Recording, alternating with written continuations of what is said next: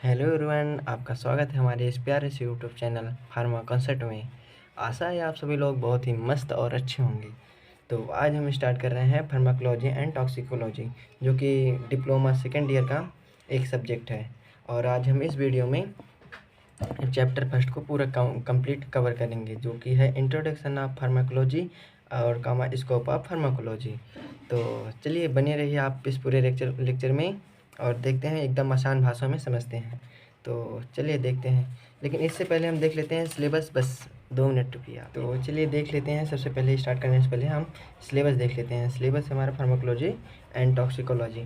तो इसमें first chapter है introduction of pharmacology, scope of pharmacology, and second है हमारा route of administration of drug, and third है हमारा general mechanism of drug action, fourth हमारा drug acting on nervous central nervous system, और हमारा फिफ्थ हो जाता है ड्रग एक्टिंग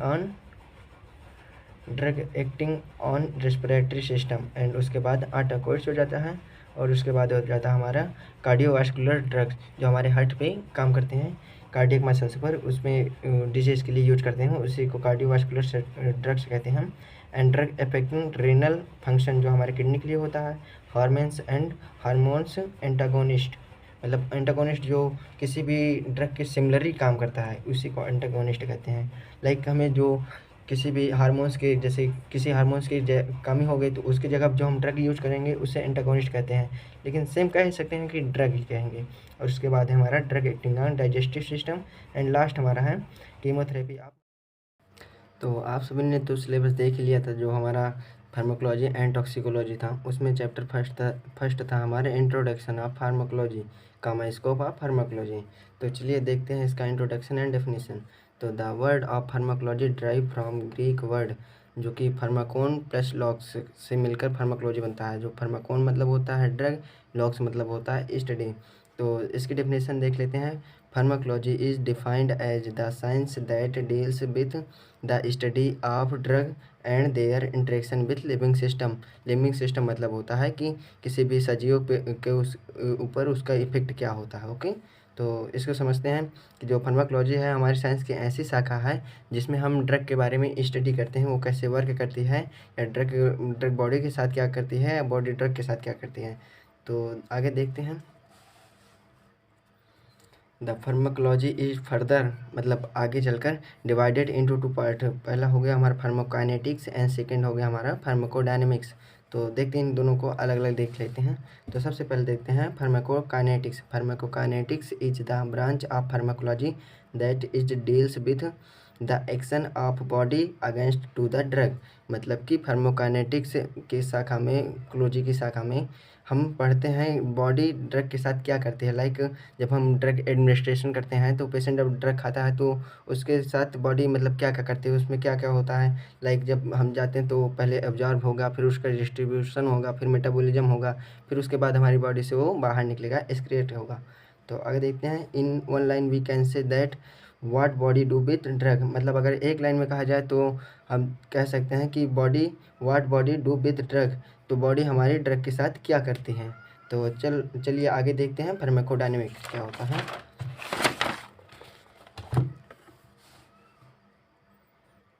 और इसको देख लेते हैं फार्माकोकाइनेटिक्स में क्या क्या और प्रोसेस इन्वॉल्व रहते हैं। तो फर्स्ट हो गया हमारा एब्जॉर्प्शन, दूसरा हो गया डिस्ट्रीब्यूशन, तीसरा हो गया मेटाबॉलिज्म, एंड थर्ड फोर्थ हो गया हमारा एक्सक्रिएशन, मतलब कि जैसे इसका बॉडी से बाहर कैसे निकलेगा।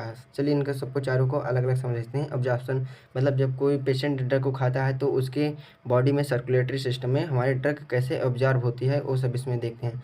और डिस्ट्रीब्यूशन मतलब जब वो ड्रग एब्जॉर्ब हो जाती है तो वो सारे बॉडी के अलग अलग पार्ट में कैसे डिस्ट्रीब्यूट होती है वो देखते हैं। मेटाबॉलिज्म उसके बाद जो उसका कन्वर्जन होता है एक्टिवेट फॉर्म में, वो सब देखा जाता है। और एक्सक्रेशन है तो लास्ट होता है प्रोसेस जिसमें हमारी बॉडी से ड्रग को बाहर एलिमिनेट किया जाता है। तो in short form this process is represented as ADME। मतलब देखा जाए तो एग्जाम में कभी कभी ये भी आ जाता है कि ADME क्या है, व्हाट इज ADME। तो वही है हमारा एब्जॉर्प्शन, डिस्ट्रीब्यूशन, मेटाबॉलिज्म, एक्सक्रिएशन। तो इसका एग्जांपल देख लेते हैं। एब्जॉर्प्शन ऑफ ड्रग, लाइक हम जब कोई ड्रग खाते हैं तो पेशेंट खाता है तो उससे कैसे एब्जॉर्ब होती है। ओके, तो अब आगे देख लेते हैं pharmacodynamics. Pharmacodynamics also an branch of pharmacology that is deals with the action of drug against body.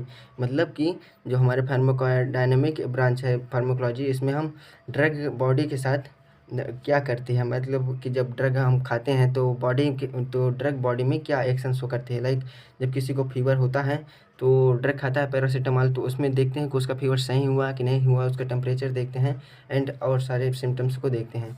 तो it means what drug do with body.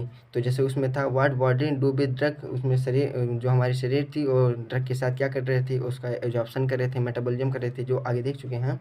और इसमें what body do with drug मतलब जो ड्रग है वो हमारे बॉडी के साथ क्या कर रहे हैं, तो हम वो क्या करेंगे, जो एक्शन होगा उसको प्रोसेस जो ट्रीट करेगा, जो हमारे पेशेंट होगा उसमें जो भी एबनॉर्मलिटीज़ हैं उनको सबको ट्रीट करेगा, जो भी डिसीज इलनेस हैं उन सबको ट्रीट करेगा। एग्जाम्पल देख लेते हैं, पैरासीटामॉल ट्रीट फीवर। जब पैरासीटामॉल खाते हैं तो हमारा बुखार ठीक होता है। तो देख लेते हैं आगे। ये तो हो गया हमारा जो फार्माकोलॉजी का इंट्रो एंड डेफिनेशन हो गई।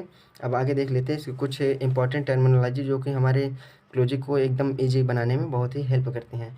तो फर्स्ट होता है हमारा क्लिनिकल फार्माकोलॉजी, मतलब स्टडी। इसमें हम क्या करते हैं, इसमें study of drug with their clinical use. मतलब कि क्लिनिकल फार्माकोलॉजी में हम ड्रग की क्लिनिकल प्रॉपर्टीज़ को स्टडी करते हैं। लाइक जब उसमें जो हॉस्पिटल हो गया उसके बारे में सब देखा जाता है।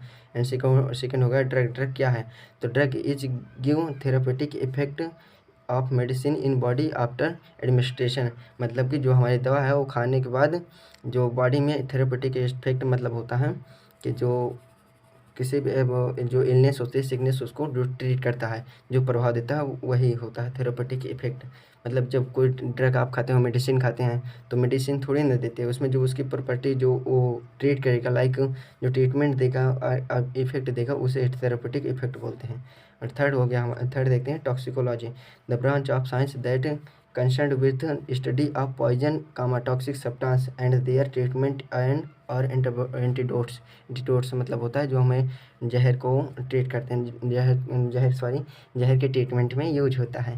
तो देखते हैं जो टॉक्सिकोलॉजी है, जो इस ब्रांच में हम साइंस के पॉइजनस सब्सटेंस जो हमारे लिए जहरीले पदार्थ होते हैं उनके बारे में स्टडी करते हैं।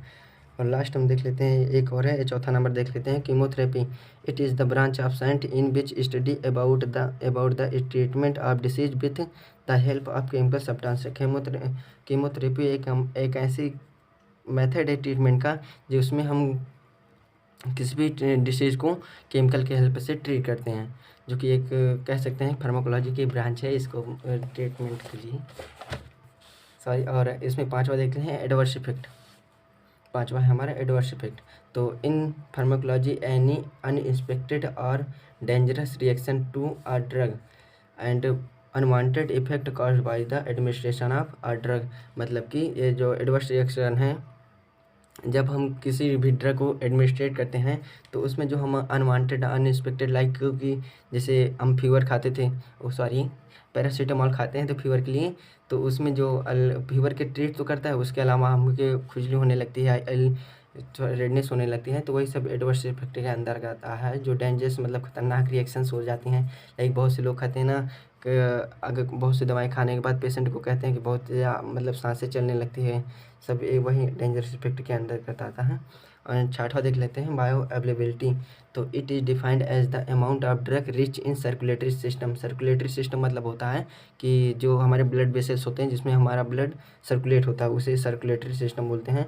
And become available at the target site of action. मतलब कि और जो आगे चल के हमारे टारगेट साइट जहाँ हमें मतलब जिस ऑर्गन्स को ट्रीट करने कमी होते हैं वहाँ के ट्रीटमेंट में जो यूज पहुँच जाता है उसी को बायो अवेलेबिलिटी बोलते हैं। तो अब देख लेते हैं हिस्ट्री ऑफ फार्माकोलॉजी। तो चलिए देख लेते हैं हिस्ट्री ऑफ फार्माकोलॉजी। तो लैंडमार्क हिस्ट्री मतलब पहले देख लेते हैं पुरानी हिस्ट्री, इनका इतिहास क्या था फार्माकोलॉजी का। तो इसमें फर्स्ट आते हैं हिप्पोक्रेटस। तो इनका जन्म हुआ है 460 BC में और इनकी मृत्यु हुई 375 BC में। BC जो होता है ईसा मसीह थे, उनके जन्म से पहले के टाइम को BC बोलते हैं। तो देखते हैं हिप्पोक्रेटस की क्या भूमिका रही है। तो a Greek physician consider father of medicine. एक ग्रीक फिजिशियन थे जिन्हें हम मेडिसिन का, दवाइयों का जनक कहते हैं। तो he is first person who recognize disease as abnormal reaction of body. एक पहले ऐसे बंदे थे जिन्होंने बीमारी को पहचाना और उसे एबनॉर्मल असंतुलित रिएक्शन बॉडी का बताया कहा इन्होंने। तो ही introduce use of metallic salt, जो हमारे साल्ट लवण होते हैं उनके यूज करके ट्रीटमेंट ऑफ डिसीज उनका यूज किया था डिसीज को ट्रीटमेंट करने के लिए। तो दूसरा देख लेते हैं पैरासिलिसिस। इनका जन्म होता है 1493 में और इनकी मृत्यु हुई है 1541 में। ग्रैंडफादर ऑफ फार्माकोलॉजी, इन्हें फार्माकोलॉजी का दादा बोलते हैं, ग्रैंडफादर बोलते हैं। तो ही introduce the use of chemical for the treatment of disease. ये पहले ऐसे बंदे थे जिन्होंने केमिकल्स का यूज करके डिसीज़ को ट्रीट किया है, बीमारियों को ठीक किया है। तो आगे देखते हैं मॉडर्न फार्माकोलॉजी देखते हैं हम। इसमें फर्स्ट आता है ओस्टवाल्ड स्चेमीदेबर्ग, जिनका जन्म हुआ है 1838 में और इनकी मृत्यु हुई है 1921 में। इन्हें फादर ऑफ फार्माकोलॉजी कहते हैं। ही established pharmacology as an independent discipline. इन्होंने ही बताया कि फार्माकोलॉजी साइंस की एक स्वतंत्र शाखा है। Estimation of chloroform in blood, इन्होंने ही क्लोरोफॉर्म का पता लगाया है कि ब्लड में, खून में क्लोरोफॉर्म भी रहता है। अब देख लेते हैं सेकंड, जोहन जैकब एबल, जिनका जन्म हुआ है 1857 में और इनकी मृत्यु हुई है 1938 में। इनकी क्या भूमिका रही है? इन्होंने isolation of histamine from pituitary, इन्होंने पिट्यूटरी से हिस्टामिन को आइसोलेट किया था। हिस्टामिन एक ऐसा हार्मोन्स है जो हमारे बॉडी में एलर्जिक रिएक्शन के लिए रिस्पॉन्सिबल होता है। तो देख लेते हैं और क्या है, preparation of pure crystalline insulin. इन्होंने ही इंसुलिन जो कि हमारे डायबिटीज़ के लिए बहुत ही रिस्पॉन्सिबल होता है, इन्होंने उनको अच्छे लैब में अच्छे से बनाया, मतलब एक प्योर फॉर्म में बनाया, तैयार किया था। अब देख लेते हैं थर्ड, पाउल एरलिच, जिनका जन्म हुआ है 1854 में और इनकी मृत्यु हुई है 1915 में। तो इनकी क्या भूमिका रही है? पाउल एरलिच ने वाज नोबेल प्राइज विनर, इन्होंने खिताब जीता, नोबेल प्राइज जीता था। तो इसको कहते हैं, इन्होंने कहते हैं फादर ऑफ कीमोथेरेपी। कीमोथेरेपी आपको बताया था कि जो पहले टर्मिनोलॉजी पढ़ा था उसमें था। कीमोथेरेपी एक ऐसे मेथड होता है डिसीज़ को ट्रीट करने का, जिसमें हम केमिकल्स के मदद से डिसीज़ को ट्रीट करते हैं। Find a cure for the syphilis in 1909। Syphilis एक डिसीज होती है जो कि सेक्सुअल से रिलेटेड रहती है, और इन्होंने इसके लिए एक प्योर मतलब कि ट्रीटमेंट ढूंढा था, इन्होंने ही पाया था। अब चौथा देख लेते हैं, अलेक्जेंडर फ्लेमिंग, जिनका जन्म हुआ है 1881 में और उनकी मृत्यु हुई है 1955 में। तो he is Scottish physician, he discover an bodily effective antibiotic substance which known as penicillin. ये एक वैज्ञानिक थे जो स्कॉटिश के फिजिशियन थे, इन्होंने पेनिसिलिन की खोज की थी, जो कि एक बहुत ही इफेक्टिव एंटीबायोटिक्स है। अब पाँचवा नंबर देख लेते हैं, रामनाथ चोपड़ा, इनका जन्म हुआ है 1882 में और इनकी मृत्यु हुई है 1973 में। तो he was an Indian medical service officer, ये भारत के पहले मेडिकल सर्विस ऑफिसर रहे हैं। इनको father of pharmacology, Indian father of pharmacology बोला जाता है। और इन्होंने ही एक systematic study of Indian medical plant, इन्होंने मेडिकल प्लांट के लिए एक सिस्टमेटिक स्टडी करने का तरीका बताया था। तो अब आगे देख लेते हैं, तो देख लेते हैं scope of pharmacology. In pharmacology study about drug and their action and also study about disease और disorder which is come under pathophysiology. हम फार्माकोलॉजी में ड्रग के बारे में पढ़ते हैं एंड उसके एक्शन के बारे में पढ़ते हैं, वो कैसे वर्क करता है, और ड्रग डिसीज़ों के बारे में पढ़ते हैं, जो बीमारियां उनके डिसऑर्डर डिसीज़ों के बीमारियों के बारे में पढ़ते हैं, जो कि हमारे पैथोफिजियोलॉजी के अंदर आता है। पैथोफिजियोलॉजी एक ऐसी ब्रांच होती है जिसमें हम डिसीज़ के बारे में स्टडी करते हैं एंड उसके ट्रीटमेंट के बारे में यूज करते हैं। The scope of pharmacology is given below, और इनके कुछ स्कोप जो हैं वो नीचे दिए गए हैं, इसका मतलब है, जिसमें फर्स्ट हमारा pharmacodynamics is an branch of pharmacology in which study about the action of drug in living being after administration of medicine. मतलब फार्माकोडायनेमिक एक ऐसी ब्रांच शाखा है हमारे फार्माकोलॉजी की, जिसमें हम ड्रग के एक्शन को देखते हैं कि हमारे बॉडी में क्या क्या इफेक्ट देता है जब उसे कोई पेशेंट खाता है तब। एंड सेकेंड देखते हैं pharmacokinetic, it also an branch of pharmacology in which study about ADME. ADME का मतलब बताए थे adoption, distribution, metabolism and elimination. और आगे देख लेते हैं रिसर्च मतलब नई दवाओं को खोज करना। Pharmacology is play important role in the research of new drug.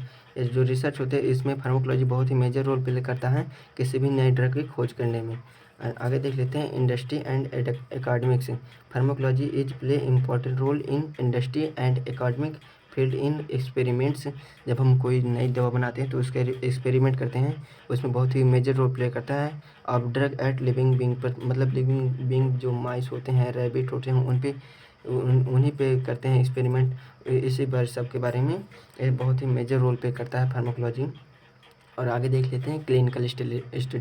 Clinical study pharmacology play important role in study of concentration, bioavailability of drug and posology of drug. मतलब कि जो क्लिनिकल स्टडी में देख ले, क्लिनिकल फील्ड में देखा जाए तो फार्माकोलॉजी बहुत ही मेजर रोल प्ले करती है। जैसे कि किसी भी ड्रग का कंसंट्रेशन क्या रहेगा, उनकी स्टडी में पेशेंट के अंदर कितना कंसंट्रेशन देना चाहिए, उसके बारे में सब वो स्टडी करने में। उसकी बायोअवेलेबिलिटी, मतलब जो हमारी ड्रग है उसके ब्लड में कितना अमाउंट में पहुंचना चाहिए, इस सब के बारे में स्टडी करते हैं। पोस्टोलॉजी का मतलब होता है कि जो ड्रग होती है उसका कैलकुलेशन करने का, डोज कैलकुलेशन इसी के अंदर पोस्टोलॉजी के अंदर होता है। लाइक हम एक छोटे बच्चों को कितना डोज देंगे, एक एडल्ट को कितना डोज देंगे, तो यही सब होता है इसमें। और आगे देख लेते हैं study of toxicology, study of toxicology in which study the toxic effect of substance and their antidote. मतलब कि इसमें बहुत ही मेजर रोल फार्माकोलॉजी प्ले करता है। जैसे कोई भी सब्सटेंस जो टॉक्सिक इफेक्ट अपनी बॉडी में देता है, पेशेंट के बॉडी में, उसके बारे में स्टडी करने के लिए बहुत ही हेल्पफुल होता है। एंटीडोट मतलब होता है जो किसी भी जहरीले पदार्थ के लिए ट्रीटमेंट उसको न्यूट्रलाइज करने के लिए यूज करते हैं, उसे एंटीडोट कहते हैं। And drug development, there are greater scope in drug development such as research, discovery of drug and clinical study of drug।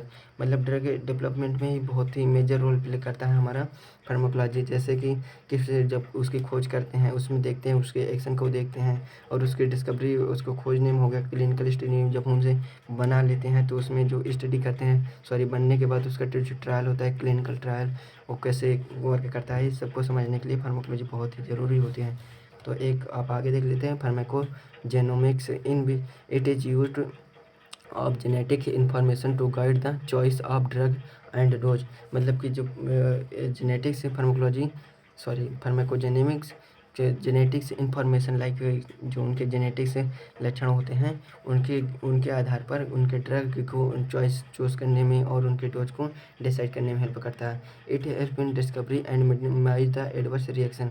इनको जो कोई एडवर्स रिएक्शन होता है तो उनको मिनिमाइज करने में हेल्प करता है। And pharmacogenetics, it is a study the genetic basis for variability in drug response. मतलब जो कोई भी, जब आपको पता ही होगा, जेनेटिक्स जो होते हैं, लक्षण गुणसूत्र जो होते हैं, वो सभी में कुछ अलग होते हैं। एक अपने पेरेंट्स से मिलते रहते हैं लेकिन थोड़ा थोड़ा अलग रहता है। तो उनके आधार पर जो हम डोज देंगे, ड्रग का डोज, उनकी जो अवेलेबिलिटी रहेगी उनको देखने में बहुत ही हेल्प करता है। It also help in development of drug. Drug के सुधार में बहुत ही हेल्प करता है। तो कैसा रहा आज का लेक्चर? आज के पहला चैप्टर ख़त्म हो गया। आशा है आप सभी लोगों को समझ भी आया होगा और अच्छा भी लगा होगा। तो चलिए अगले वीडियो में मिलते हैं, एंड हमारे इस चैनल को सब्सक्राइब ज़रूर करें एंड लाइक ज़रूर करें। आपका एक सपोर्ट ही हमें अगला वीडियो बनाने के लिए मोटिवेट करता है। Thank you.